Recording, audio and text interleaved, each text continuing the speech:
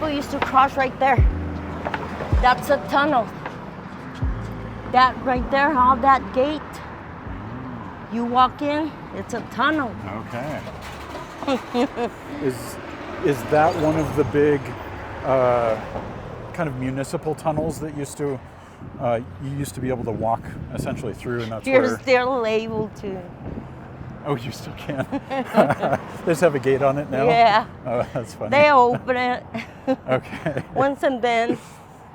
I think I've seen a documentary where they went down there. If it's the place that I'm thinking, there's like one really big utility tunnel between the two Nogaleses. Is that the entrance No, that's to it? the one next to my house. Oh. So what you're telling me is that there's more than one. Oh yeah, let me tell you something. The big, where they're gonna take out the train, right on top of it is gonna be the big tunnel. Okay. That's why they're going so deep inside. They've got to get 150 meters down. Okay. It's and a they've got lot. to get under all of that. Yep. Now, I don't know what's going to happen there. If I remember right, this was, El Chapo, who was digging the majority of these tunnels. That's what I was going to say. There's a lot of tunnels that nobody knows about. Right, okay. So they're doing this with the train. Just imagine. Do you think they're going to discover tunnels that have been forgotten? They're going to discover tunnels, and they're going to risk that tunnel collapsing. I see. Okay. Let me tell you, that's so they what gotta be I careful. think. Okay. Yeah. Yeah. That's what I think. Interesting. Okay. Huh. Well, you are quite a guide. Thank you. Watch out. Things hanging. So you've kind of seen over the course of living here some of the different strategies that the cartels have used for moving drugs. I wonder if you can talk a little bit about that and how that might have affected everyday life here in Nogales, if at all. Well, a few years back it did affect. Before Chapo even got caught, it got real bad, real bad. And what did that look like? Oh no, just lots of police presence. Let me tell you, how can I compare it with? Worse than Michoacan, worse. Oh. We had heads all over the place, bodies hanging on the. Okay. Oh no, it was bad. And this was because the cartels were fighting over Nogales as their turf? Over Nogales, yeah. Okay. Ultimately, the Sinaloans wound up coming out dominant on that. Nobody knows who won. Nobody knows who the winner is. But one thing I know, everything mellowed down. Yeah. It's like nothing's happening. Okay. But me being from Nogales, that makes me think a lot, because this exactly is the same that happened before we had all those bodies. You think things are starting to ramp up again? I don't know, but probably, yeah. Do you think it in part might be because of what's happening with the migration? No. Okay. You think migration is separate? It's the change of government. Okay. I see. It's the change of government. So you think that ultimately everything has to do with policy. Yeah. Okay. Everything has to do with policy. The migrants, everything. Yeah. The level of corruption in the national government is right now, everybody's very careful about that, because the new government doesn't deal with no corruption. Okay. Like before, if you had a car, no license plate, no backlights, whatever, and they stopped you, You could have given them, like $50, and that would have been it. Okay. But right now, you can't do it. Okay. You get put in jail. I see. Okay, so bribing the municipal police has gotten a lot more dangerous. No, you can't do it no more. Okay. Will they just not ask you for bribes now? No. Or you? Okay. They I got write you up, or they get, like a tow. Oh. Okay, so and take you away. you actually get penalized for the crimes that you commit, speeding and Yep. parking in the wrong spot or drinking while So you're driving. the culture is actually changing, Okay. little by little, but it is. And by Like changing, here in Nogales, there used to be a lot of fentanyl, yeah, okay, like tons and tons of fentanyl.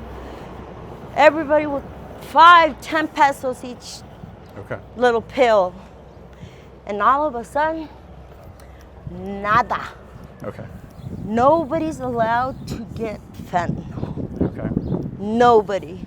You think that this might be something that's happening higher up in the government? Yes. Okay. Yes. Do you But think? the problem is, the U.S. people ask a lot for it. We have a lot of, U.S. people coming down here and asking if we have anything and stuff like that. And before we were allowed, hey, yeah, there's some here. There used to be no problem. But right now, it's a big no-no. Okay. It's got to be a little bit jarring to have to kind of know what's happening politically and what can be done and what can't. You got to be informed. Yeah. Because if you got to know where you're stepping. It's not like you got to go wild on everything. So something You guys are free. You guys can party. You guys can get anything, but not Mexicans. I see. No. So have you spent a fair amount of time in the U.S.? Well, when I was your small, English is obviously fantastic. Thank you. When I was little, when I was 7 years old, my parents took me to the U.S. and then we returned when I was 11. Okay. Okay. And they had gone over there for work? Okay.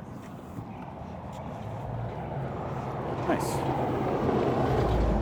So you did some amount of probably elementary or middle school in the U.S. And I used to live with only Anglo-Sajones, Yeah, there we go. only white people. As opposed to Latinos? So that's why no Latinos. I was the only little brown rice. This is kind of midtown Nogales? Or are No, we? this is on the side. Okay. Got it. Okay. So we've kind of worked our way west. Okay. Gosh. I mean, one thing about here versus the US is there's just so many people Yeah. walking around, socializing. It's alive. I mean, yeah, the US, it just seems so dead in comparison. Mexico is alive. Alive and young Yeah. and vibrant. And you don't need a car to walk to a store. Yep. I mean, in the US, it's mandatory to have a car. It really is. Hey. Yeah, you have a hard time living life without a car. So where's your favorite taco place? I would assume you would know like the best spots. I know a few. Got it. Okay, are any of them close to where you cross over at De Concini? Oh, yeah. Oh, there are some good ones there. Okay, cool. So, I get the impression, or maybe this is just me thinking too much, that oftentimes like the best places are deep in town where there's not a lot of tourists. Because Well, there is but it depends on the taste you're looking for right there. okay. There we go. So what is this place? Can you tell us a little bit This about is where they go ahead and receive the people, Okay. and then they relocate them to the shelters. Okay. The shelters are on the side. See over there where that, on top of the mountain? Yeah. On the okay. side, there's a big shelter. Okay. Okay, there's like 3. Now, is the shelter there being run by the government, or is it an aid No, organization? no. It's a independent institution or like independent people. Okay. An NGO, non-governmental organization. No. Okay. But it's not So a something lot like of Red people Cross. go and give them food and make donations. Locals here. Mexicans, yeah, Okay. like us. Yep. If I have used clothes, I go ahead and take them over Okay. and stuff like that. But that's the relocation. That's the So they register here, and essentially they're just checking in before they go. Are these mostly asylum seekers that check in here because they're trying to stay legal? Let me tell you something. You don't see it like there's a lot of people because they actually don't know, Okay. But the sequence is going here first, getting the permission, the legal permission, the legit permission to stay in Mexico, and then you go ahead and ask for the political Asylum to go in the U.S. Yes. So the U.S. is generally looking for some indication that you've checked in Mexico before they take you in. Okay, yeah, that's really interesting. Okay. But a lot of people just, come down and they crowd up there. They go to the shelter and they don't actually have the correct information. Mm-hmm. They're lacking information, but they don't ask for it. I see. So it's like, that's why they can't be helped if they don't want to be helped, Right. Now, in the past, I'm under the impression that the migrants, when they come, they tend to come in really big surges. Like, you'll start getting a whole bunch of them at one time. And then it'll die down for a little bit. Kind of the people who've come through, they all get processed, and then at some point, a whole bunch more arrive. Do you know why that might happen? Are they being directed to different places in the border because of what the cartels are doing? No, it doesn't have nothing to do with the cartels. It has to do with the shelters. The shelters try and keep them safe, because if they go ahead and crowd up right at the border, a lot of people are going to get upset. The pharmacy owners, all the commercials, they're going to start, a riot, and it's going to blow up. I see. So the shelters, what they do is gather them up and let them know, hey, you know what? The border's free. 40 of them just went in. It's your turn. Okay. Or whoever wants to go. Yeah, no, that makes sense. Because believe it or not, a lot of people are making, paperwork to stay here in Mexico. Yes, right, because there's jobs here. A lot of people. Right. A lot of people. In the maquiladoras, especially. Las maquiladoras, and they're but they gotta be legit. Yep. They gotta be legit. Yep. You have to have the right paperwork. Otherwise, they can't get employed. They can't get a job. Right. Okay, so even talking a little bit more generally, when the migrants are coming through in big groups, it seems to me that they're hitting different places along the border. Like Piedras Negras and Eagle Pass is getting a whole bunch of them right now. So it's almost like they're getting a surge while there's a bit of a break here in Nogales. Do you know why different, the migrants might be surging in different places along the border? Because of the process. Here the process is more like, slow down. You're not gonna do whatever you want. You gotta take care of the town. If you wanna be here, there's rules to follow. Yep. So all the immigrants, I don't know the reason or why they do it, but when they go to Piedras or they go to Juarez, they do a lot of mess. they start Yeah. stealing, drinking, and Right. stuff like that. What the Mexican government is actually giving them, each person, $108 monthly. It's not a lot, but it's a little help. So Okay. they're using that money to, to do whatever. They're not behaving. So here in Nogales, they come in and, hey, guess what? It's not as wild as Juarez. We need to calm down. I see. It's I as didn't soon as realize they were getting a stipend like that. And they get that after they've registered in at a place like this, and they sign up to be able to get that stipend every month? Okay. Oh, that's you didn't really you didn't interesting. know they were getting money? I didn't. Yeah. I know they get they're- it when they get to the U.S. No, once they they've get gone it through here the. too. Okay. They get it here too. Okay. Well, I guess on some level, if they didn't get anything, it would be a lot of suffering. And plus, like, if I had like a little business, and an immigrant comes in, hey, I'll clean the tables or mop or sweep. Mexican people are very like welcoming, So I would let him be. Okay, clean the tables or, Yeah. serve the plates, get some Yep. tips, Yep. Yep. That's Yep. the way Mexico works. Yeah. No, that makes sense. That makes a lot of sense. Yeah. Okay. Well, thank you so much. This has You're been welcome. an absolute pleasure. I guess we'll maybe even check back in with you in the future. Sure. I think coming up to the election, the border is one of the big issues, and nobody that I'm seeing is doing up-to-date kind of interviews and surveying what's happening along the border as we're rolling into November and the U.S. presidential election, which of course June it's also election here in Mexico, so there's a lot in the air. Yeah. So okay, well, thank you so much, and welcome. get this powered down. So we're back here on the U.S. side of the border.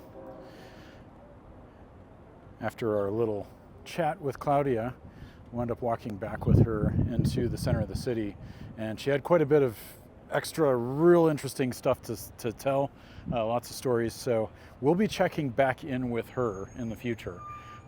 She knows Nogales like the back of her hand, and she had a lot of fun stuff to say. So definitely want to capture that for the channel and just see more of town. I think Nogales is real interesting. There's a lot of history there. There's a lot that's happened just in terms of migration, cartels, drugs, just local culture. You can tell very vibrant, lots of people running around. I think a bit different than what you would typically notice in a U.S. town. But yeah, it's fun. We'll be back. I think checking in with her, and then of course the taxi ride that I did with Lorenzo and Sebastian, his grandson, that was fantastic as well. So much to learn. And I feel like this first real trip into Nogales with the video camera was a taster, and we'll dig in a bit deeper. I'm real interested to check in on some of these tunnels and how things used to operate in terms of kind of cross-city relationships and trade. I know Claudia was talking about crossing over to the U.S. side and getting jugs of water to take back over to the Mexican side, just because water was not available in the amount that they needed it on the Mexican side. Their U.S. neighbors were happy to share. So we will check in, but until then, I will talk to you all later.